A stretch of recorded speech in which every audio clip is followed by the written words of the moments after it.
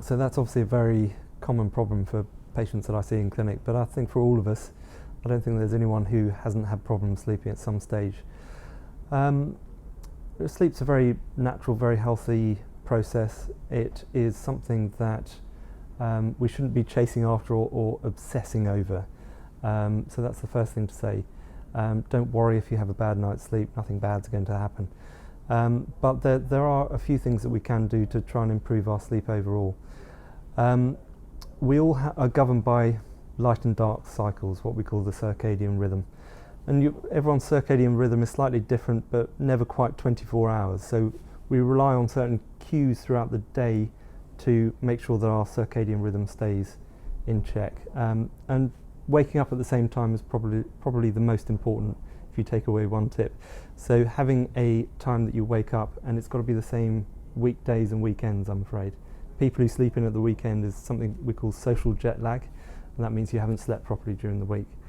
So prioritising sleep and wake times is important.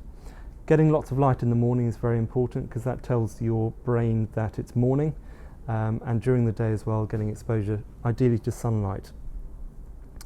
Ditto at night time. So I tend to tell people that they should have a sort of 60 to 90 minute buffer zone before bedtime where you're preparing for sleep.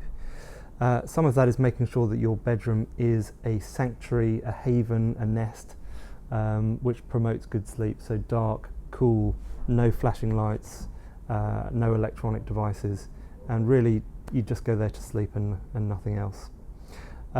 Preparing for sleep means winding down from the day. I tell people to write down their problems, their to-do lists, so that it's out of their brain and can be dealt with and not ruminated on before they go to sleep.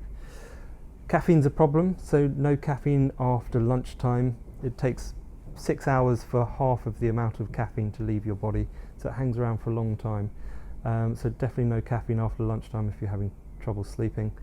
Try to avoid heavy meals just before bed, so ideally a couple of hours of not eating before you go to bed.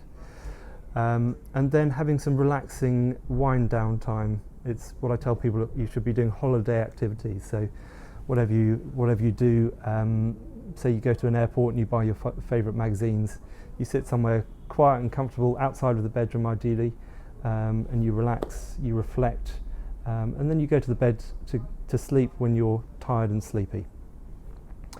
Exercise is important, so if you can manage 20 to 30 minutes of moderate intensity exercise a day, then that helps enormously with sleep quality. Ideally definitely not just before bedtime. It has the opposite effect, so at least a couple of hours before bedtime.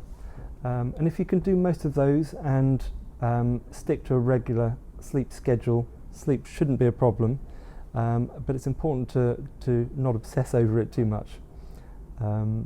Those would be my top tips.